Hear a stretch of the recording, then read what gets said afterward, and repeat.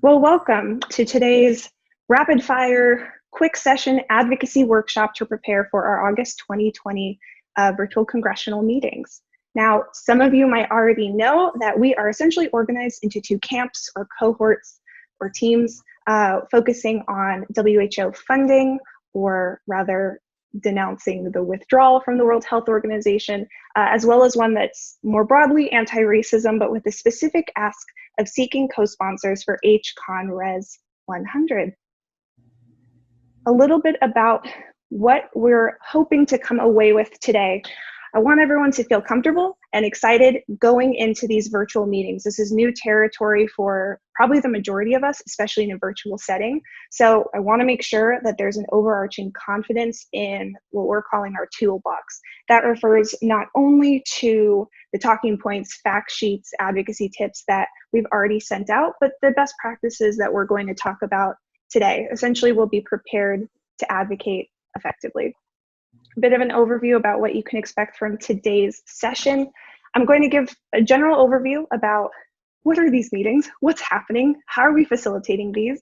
We'll hold space for an open forum. I want to hear from you. I want to have an opportunity to have a really collective harnessing of our experiences, our perspectives on best practices and tips. And then we'll close with a fun breakout group activity that's essentially going to be role playing so that we can see how some of these ideas and concepts that we're discussing translate into practice in this sort of a forum.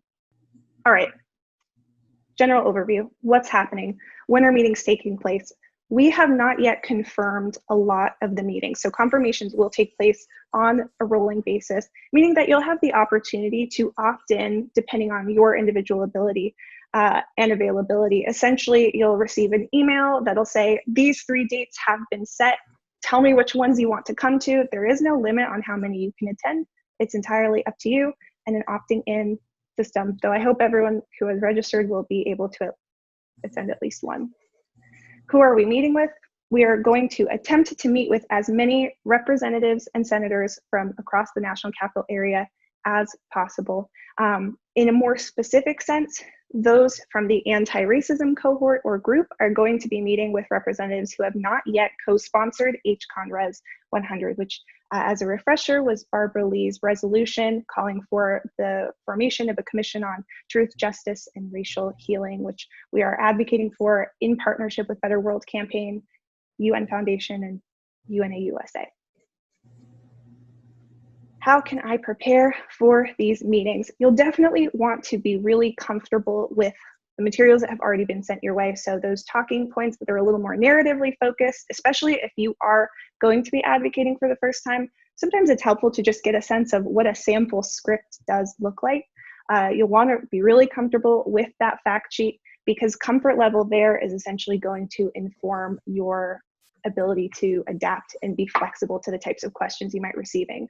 And of course, you'll want to connect with your team in advance so that during the meeting, there's a clear consensus about who's going to be talking about what. We'll get into this a little more in depth, but essentially an overview for those who, again, have never participated in a meeting and might be wondering how they're even facilitated. There is going to be an introduction, who we are as a group, an introduction to the issue, so establishing some context for why we're having these meetings. We'll deliver that core ask, which is that very simple, I want you to co-sponsor HConRes 100, or I would like you to denounce withdrawal from the WHO and advocate for its full funding.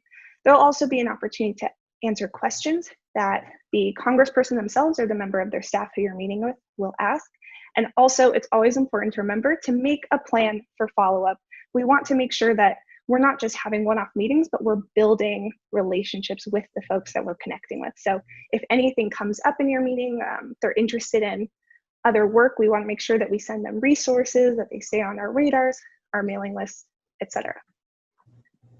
During the meeting, more specifically, this is just kind of breaking down the structure of what a sample conversation will look like. There is that introduction. We do recommend really trying to bring in a personal story when it's applicable. It just makes the message resonate all the more. There's also opportunity when, for example, if we're talking about the World Health Organization in the context of COVID-19, you can also start bringing up WHO's role in combating malaria and treating malaria or HIV/AIDS. So there is a way to kind of broaden the scope of the conversation so that you're touching on other UN issues, so long as they're reinforcing that point. Then again, there is that core ask, which is clear, concise, tell them exactly what essentially we want from them, and then prepare to answer those questions. So that's a general overview. Now I really want to open up the conversation into our collective best practices and advocacy tips, so we can ensure that through the course of this meeting, we're being as effective as possible. I've thrown up my 2 recommendations right here on the board to kind of kick off our conversation. I think having a game plan is essential, even just beyond who's going to do the introduction, who's going to deliver the core ask. Also, getting a sense of what type of resistance you might have, especially if they haven't co-sponsored the bill yet, or if they have a history of maybe an unclear level of support on UN initiatives. Attempting to sort of anticipate the types of questions or pushback that you might receive will make the experience ultimately a lot more fun, because you won't feel caught off guard. So anticipate some resistance and be flexible. And then my last tip is, as a group, step up or step back. So if you notice maybe that you're dominating the conversation a little bit, taking a moment to step back and allow someone else to speak. And also, if you are the person who hasn't necessarily been contributing enough, or as much rather, step up, share your voice. You're here for a reason. You've got all the tools ahead of you, and a lack of experience is no reason to shy away from the conversation. But I'd love to hear, Steve, if I could ask you, what are some, as an experienced advocate with UNA, what are some advocacy tips that you think would be useful to share with the group? I think most of all important is to make sure everybody has a chance to say who they are and what they're interested in, because I think it is the personal interests that drive a willingness of any of our congressional staff or representatives to want to stay with us. They know why we're here, and they already have, in most cases, have a belief about their positive support of the UN. I don't think any of the congressional representatives of us are against the UN. There might be one. There might be one on the Eastern Shore who's not too keen, but he has a lot of seasonal workers. He has to get in the United States to do what you do on the Eastern Shore, and so even he has some internationalist orientation, and he's a doctor, which is another interesting thing. The other thing is, I'd say, is that I think having a youthful perspective instead of, and making sure that they're up front in the discussions, so that it doesn't look like it's just old hats who've been around speaking up for the UN for many years. I think congressional leaders really want to have a feel for a larger constituency than people who are sort of in the profession of doing so all the time. So that's a second point. It reinforces one of yours. And the last point I want to make is, I think we have to figure out, before we have these meetings with each person, what's the context right now at that point of time in August, having to do with the UN and other international appropriations vis-a-vis the COVID appropriation battle, killing the Democrats and the Republicans at the same time at the moment. And that's going on. And maybe in August that will be being settled. So just that's another prep thing, and you can help us be on top of where that stands. Thanks. Absolutely. Great insights, Steve. Gina, could I just add to that? Please. I found it valuable for impact if we personalize the message. What is there about my personal experience that relates to this point that we want you to pay attention to? So we get beyond just the stock phrases. What does it mean to me, to myself? Thanks. Absolutely. I agree. Does anyone else Can have I any also add to that? Please do. Just to add real quick, I think it's very important to personalize, and it's also very important to be very clear that you are a constituent and that you're asking your member of Congress to do this because they are being responsive to you and your concerns in your community. I think that captures attention and keeps it, and that'll be the most likely way that they will filter the message up to their boss. Absolutely. I'd love to hear from some folks who maybe have not advocated before. What is one thing that you perceive to be maybe the greatest challenge or makes you the most nervous? I think one. And I found in in some of these meetings that it's people have concerns about how to get the ball rolling, like what are the mechanics of starting the meeting. And I think it's always a great way to start, just by thanking them for their time, thanking them for taking the time to meet with you, and then launching into the introductions. It's a good way to warm up and kind of get to the meat of what you're asking for. Absolutely. Just remembering that they're also people, I think, has helped me, instead of kind of hyperinflating the seriousness of the matter. We're all just people, and you can just have a conversation with them.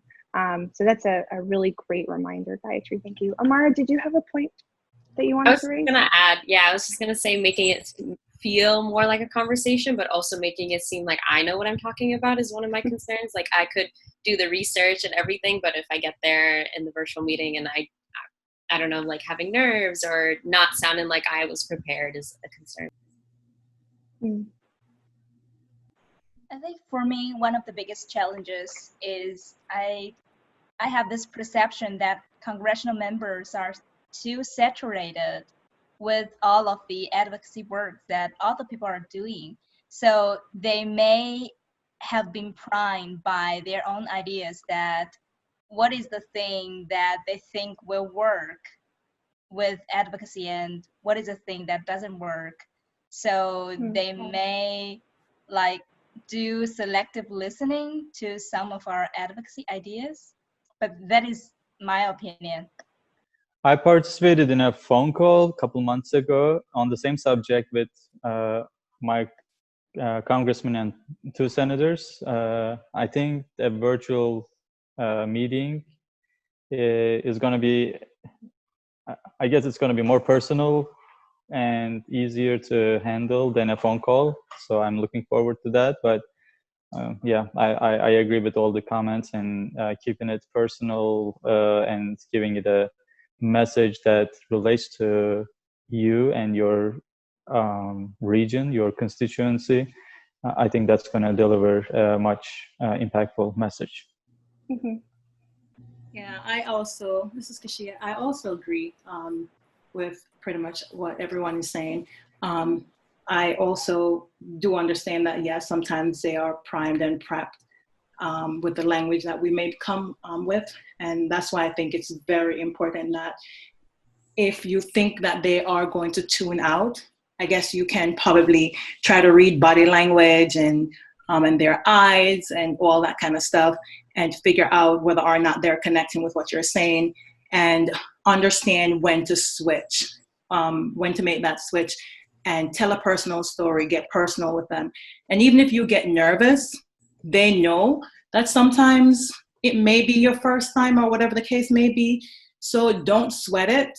Just, if you get nervous, just make it into something comfortable and fun. Tell your story, get personal with them.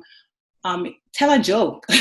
Sometimes they don't want us to take ourselves too seriously because they feel like we're a little bit threatening to them. So just lighten up and let them feel comfortable as well. The more comfortable you are, the more comfortable they will be. I love that advice, and I love that approach of you'll naturally feel more comfortable if you are having fun. And these are meant to be fun. They're serious, and there are stakes to it, but this is also a really engaging and dynamic way to advocate and show our support and learn a lot. And so I think that mentality of just remembering to have fun with it and still have that balance of information is a really great approach. I'll hold space if there are any final comments before we move into our role play activity. Let me just ask you, Shane, are you going to provide brief bio sketches drawn most recently from Congressional directory, or do you want us to do that, or what would you like? The goal is to have the bios for every person you meet with.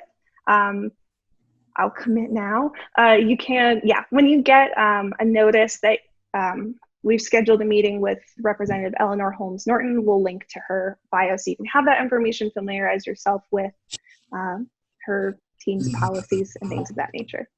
Absolutely. Okay, thanks. thing that we can leave behind with them, or do we need to personalize it and print something out to leave with them? So since these are virtual meetings and we don't have the advantage of with in-person meetings, what Tom is referencing is a common UNA practice and advocacy practices. You have your leave behinds. So we have a packet that talks about our work and maybe a one-page issue brief. We are not going to be able to hand those off in person, but we will follow up with every team that we schedule with the generic either WHO funding one-pager or the anti-racism one-pager. Where it will get specific is we will ask you, since you'll be in your meetings, I will not be, if anything else comes up, let us know so that we can also follow up with those materials as well. If they're interested in education and Global Classrooms DC, and Global Classrooms DC comes up in our discussion of UNA, that's a wonderful opportunity for us to introduce the person we're meeting with to GCDC's work. So things of that nature, just keep us in the loop and we'll make sure that everyone gets the leave behind materials that they need. Do you think you could send them the annual report, since we just produced it, and or the GCDC as a calling card? And are they too large to send by electronically? We can probably, they're available online, so we can probably include it'd be very simple to just include a link to, if you want to learn more about UNA. Just to Good call. add on to that, we have the GCDC one pager like ready to go too, so I'm happy to share that with you, Shayna, if like anything does come up in conversation. Yeah, perfect. And it's not unusual that will, as one of our previous slides indicated, there's opportunity to talk about other UN issues. And from what I heard about the meeting with Congressman Raskin, he did talk about GCDC, and he expressed a strong interest in, potentially, I don't know if it's contributing in some way, but he expressed an interest in it because that serves his constituency. So it's not unlikely that other UNA programs or UN programs in general will come up. And if you ever don't know an answer, this is a good one. And Amara, something I think you brought up of, you don't want to be caught with your tail between your legs. It's okay to just say you need to look into it. And if you say, you know what, let me check back with my team and we'll get you more information. We'll follow up with you. It's totally fine if you don't have, the minutia of every single program that UNA or the UN run. So just as a reminder. All right, let's get back into the PowerPoint and move on to our activity. Any questions before we dive in? I think we've kind of addressed most of them. All right, let's practice. So, congratulations, you're meeting with Senator Shayna Vaser, who in this hypothetical situation is a senator from the great state of the District of Columbia, fingers crossed. And I am on the fence about co-sponsoring HConRes 100 and have reservations about WHO funding. So you've already been pre-split into breakout groups. We'll take about 5 minutes in those groups to discuss who's going to talk about what, how are we going to facilitate this conversation. And then with each group, we'll have about a 5-minute meeting. We'll then hold space for some collective feedback, lessons learned from this exercise. And here, as a refresher, are the items to keep in mind. Who's going to introduce the topic? Who's going to introduce UNA? How are you going to implement some of these best tips and tricks that we've been discussing? What's your core ask? And how will you prepare for some of the questions that I, Senator Shayna Vaser from DC, might ask you? All right. I hope that was productive and useful. Which team would like to go first? So leading off, we are a group of constituents that represent the United Nations Association of the United States. And we collectively come from the national capital area chapter. And if you're not familiar with the work of the UN Association of the USA, it's a grassroots organization, a grassroots movement really of, Americans around the country that is completely dedicated to supporting the work of the UN. And Normally what we do is we have face-to-face visits with our representatives on Capitol Hill on an annual basis. This forms a part of our advocacy during the Global Leadership Summit. However, as you know, in light of the global health pandemic, we have the privilege really of hosting and conversing with you virtually. So I will certainly turn this over to my colleague and friend, Mr. Mehmet, who will present to you our plea for this session. Thank you. Thank you. Hello, Senator. Thank you so much for your time. We appreciate your leadership, support, and guidance on the issues that matters to our community, our constituents, and the UNA NCA group. Today, we need the UN and the WHO funding more than ever because we are facing tremendous challenges related to the COVID-19 pandemic, in addition to other infectious diseases and the HIV, AIDS, and malaria that has been some of the main diseases that the WHO has been working for years, and President's budget cut that slashes the engagement and financial support related to WHO is something that is going to be very harmful and unproductive since the United States has been historically a leader in the international scene for the WHO's role in terms of providing institutional, financial, and academic support to fight these diseases. And we would like the United States to continue to be the leader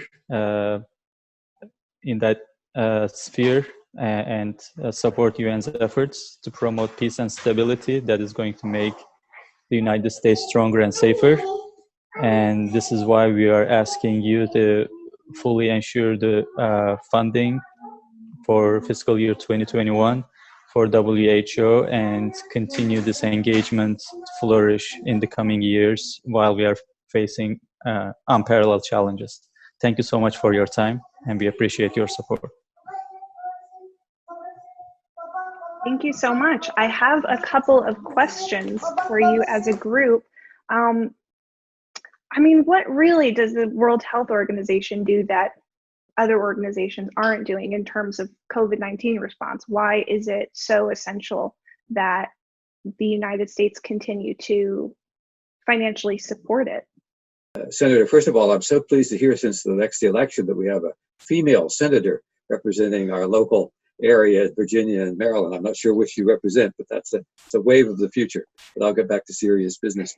One of the reasons we're here is that the interest of the well-being of the WHO is in the United States' interest, not just as a leader in the world, but its own challenges in the COVID environment and on all other major diseases that affect us just as much as the developing world or other countries that are more usually thought of as the UN. But in the case of the COVID, the United States' ability to interact with all of its common relatives in the public health areas, the principal ones, they can only really do that on an effective, efficient, regular basis with WHO and through WHO, and to have the ability to bring the benefits of the knowledge, scientific knowledge, the progress, and the in this crisis that we're facing. If the UN's WHO is a very strong player with us, not against us, and us in support of it. So I'm very pleased that you're interested in this, and be interested to hear how some of your own institutions in your state of Virginia see themselves as needing the role of the WHO in their scientific work that I know you support. Thank you. Thank you so much for answering that question. And I certainly agree with you in terms of this framework of international engagement. I have concerns about China's influence on the World Health Organization. Can we trust the World Health Organization as a neutral agency to truly support the United States. We know perfectly well how important it is to verify and understand exactly the source of any information that comes to us, whether it's from the WHO or from CARE or from any other key agency that's concerned with public health. But we also know that it's our information that we share with them that makes them a better player. And while we have some differences with China, in this case, we're two great countries where we've had to share information as openly as we possibly can in order to make progress. And it's clear there have been some misunderstandings along the way with WHO about this, but that doesn't lead me to be any less supportive, though, of the essential need to be at that table with WHO, very much helping to construct that table in a wise and a positive manner. So I'm looking forward and hope that the U.S. will be very much there, part of that process to make all countries stronger and in America's best interest at the same time. And if I may piggyback on what Stephen has presented here, I mean, what better way for the United States to counteract the influence that you may see from China within the WHO than by participating in the WHO? By defunding the WHO, it lessens our influence, and it can in turn heighten China's influence. And so we don't want to have sort of the cart that, you know, races out before the horse. We want to be in lockstep and center with the WHO in providing all of the technical guidance around COVID-19, communications, distribution. We want to be at the forefront of that to counteract China's influence. Thank you very much, delegation from the National Capital Area. It's been a pleasure to speak with you. Closing that off now, this was the end scene, universal symbol.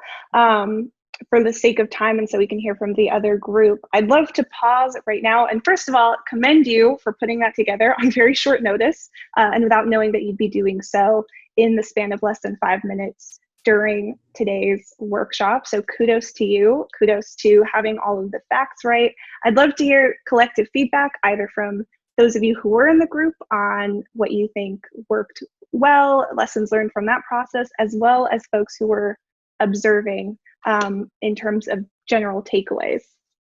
I can start. I think that especially in the latter half, I really appreciated how you answered my questions. In particular, Steve, I think you gave some really fantastic model answers to questions that might be perceived as those difficult questions or from someone who's not necessarily on the same page as you.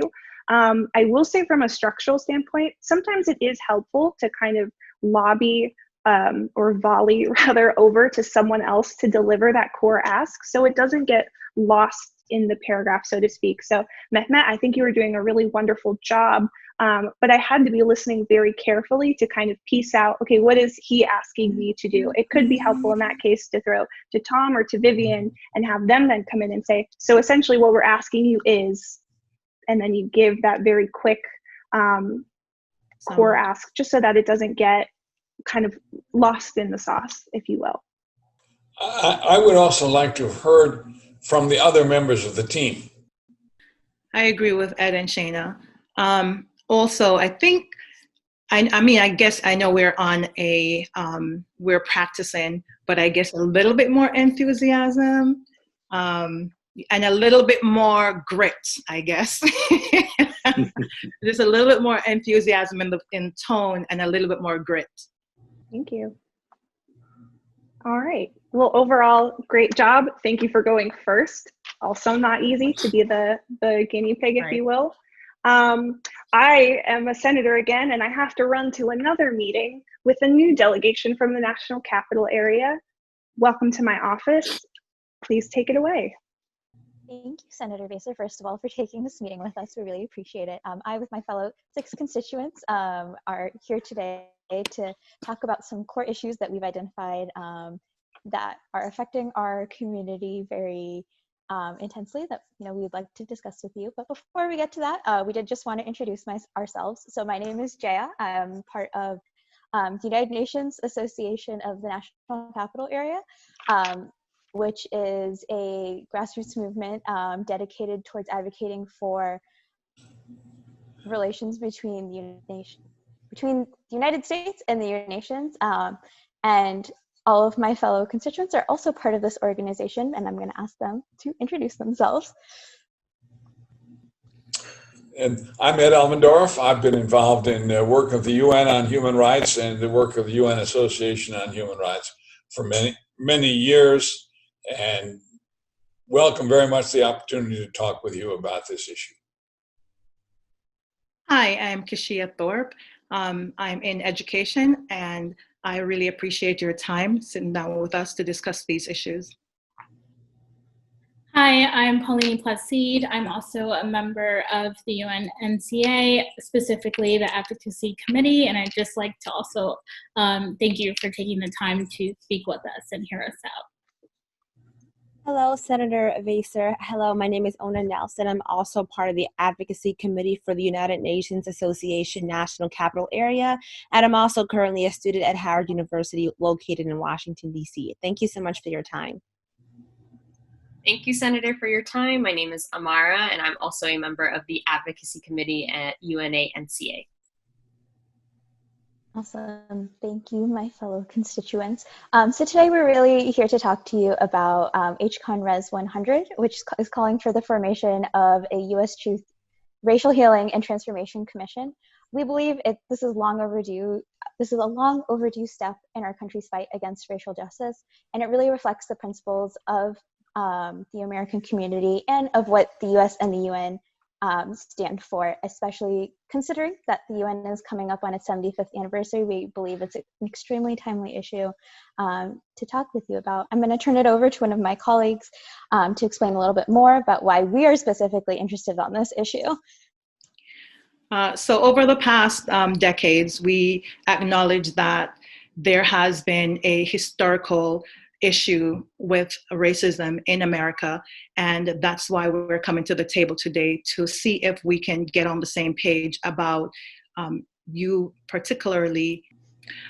So if you could specifically help us to get to the point of racial healing and and to support the HCON Resolution 100 that advocates really for that advocates really for making sure that there is some kind of transformation that is occurring in our country, especially in this time when there's so much racial injustice and inequities that are actually brought to light, especially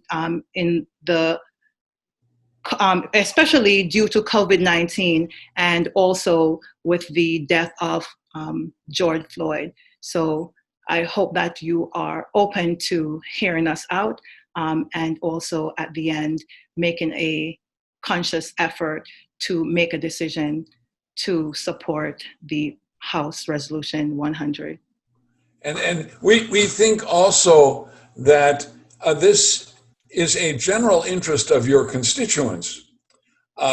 There's a widespread concern in the DC area about racism and the inadequacy of American attempts to address this issue up to today. And moving forward with a commission like this would show not only to your constituencies, but also to the wider world, including the UN with which we're so concerned, that the US is giving a new seriousness to the issue of racism in our society. Thanks. Yeah, so I'd like to thank all my colleagues for adding their points on why this is such a serious issue. As a student that attends an historically Black university and college, I strongly support your support on this bill.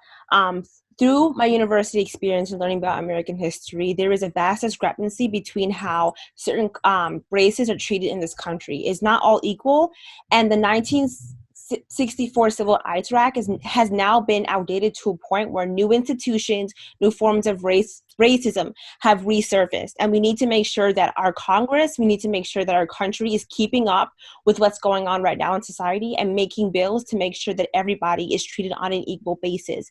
And that's not what it currently stands for at this moment. So we really would love your support to make sure that we are striving for the SDG number 4, I believe, racial equality for all. Thank you.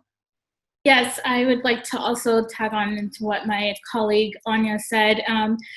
As a person of color, personally, even though, yes, about 400 years ago, slavery was very in our daily lives, but even though it was 400 years ago, it's still systematically institutionalized into our daily lives.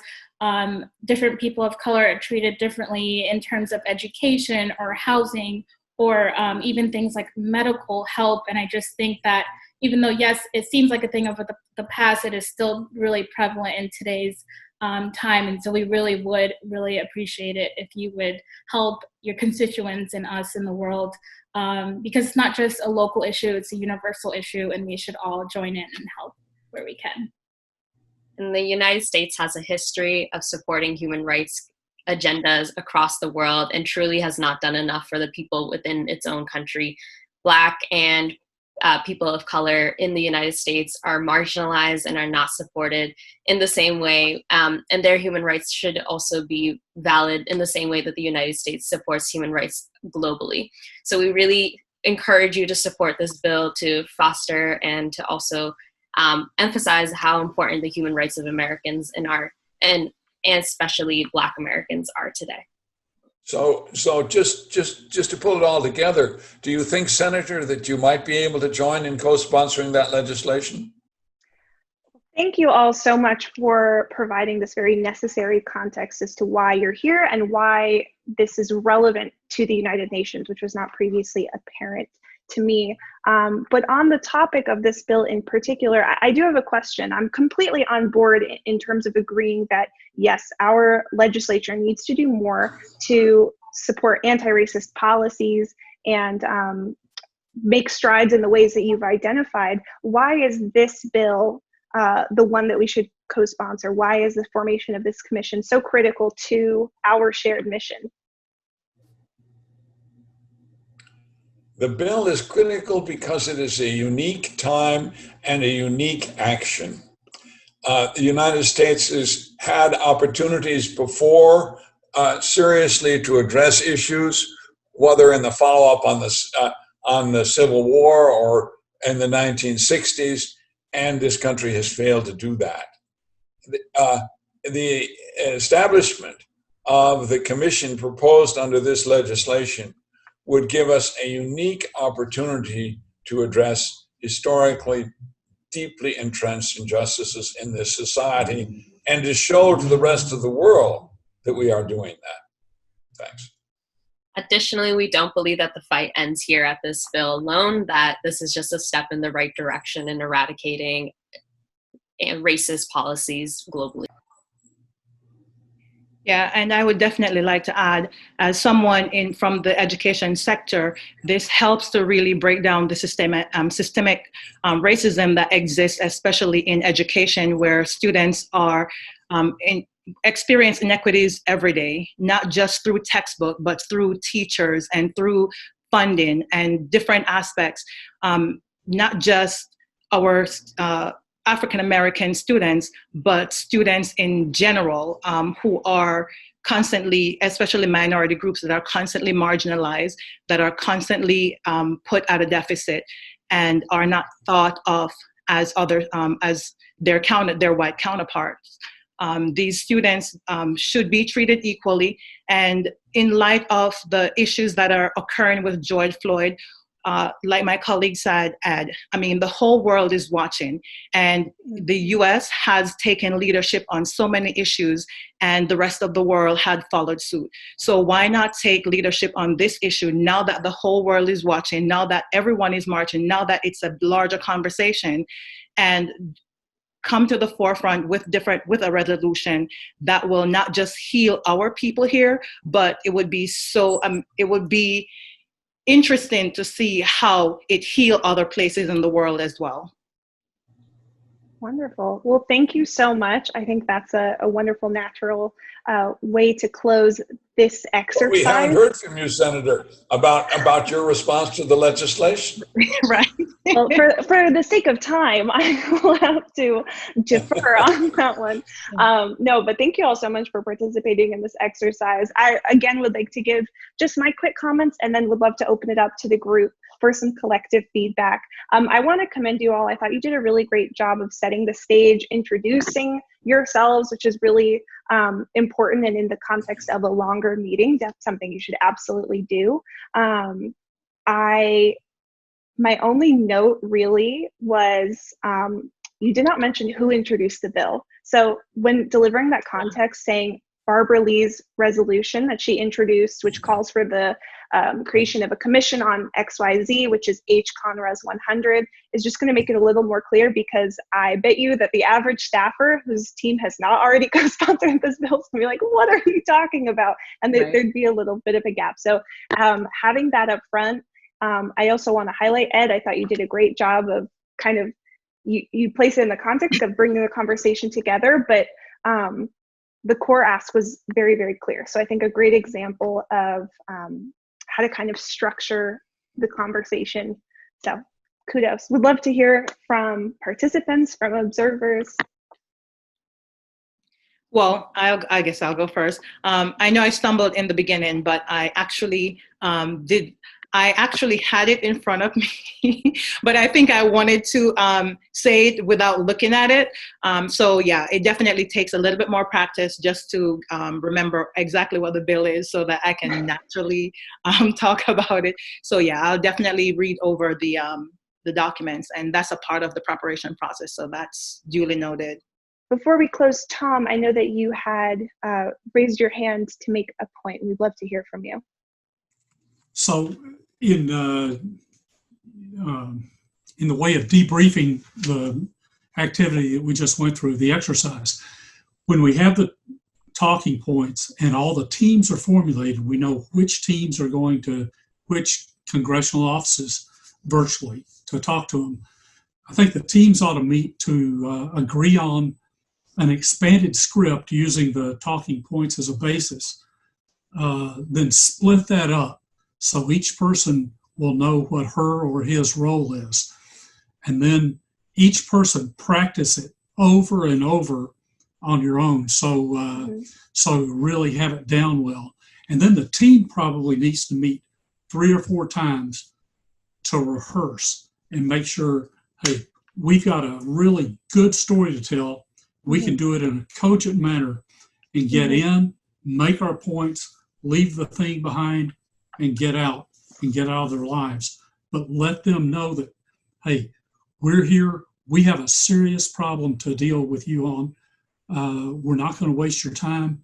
We're going to be efficient at it. Here it is. This is serious. I vote all the time for you or your boss or your opponent. And then we get out. So try to be as efficient as we can at it. Absolutely. I think that really, Tom, you do a good job of summarizing essentially the essence of this slide deck, which I'm seeing in the comments. This recording will be shared as well as the PowerPoint in and of itself. So if you missed the first half or whatnot, it's available to you, or if you weren't able to join in, this is available to you. But yes, we have a story to tell. I think Ben gives good props to, at least with this former group, especially kind of contextualizing as an educator, as a person of color. I thought you did a really great job of making that point personal. It did make it all the more potent in a way. But yeah, be concise, be prepared, review those fact sheets, and again, have a game plan.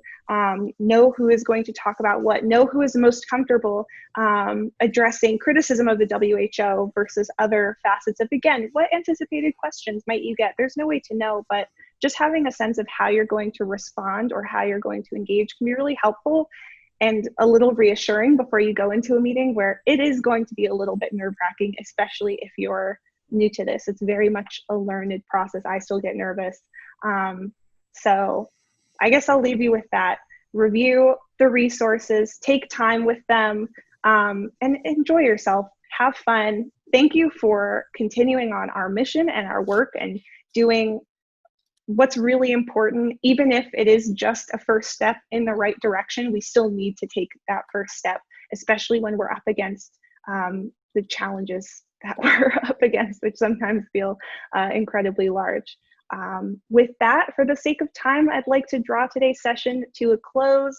You can reach out to me with any questions. You will be hearing from me pretty regularly as these meetings are getting scheduled so that you can opt into them. I'm a resource, so let me know if you need anything. And thank you all so much for joining me. Thank you so much, Shana. Thanks, Shana. Great job, Thanks, Shana. everyone. Thanks, Okay. everyone. Thank you. Have a good Good one. night. Have a good one. Good night.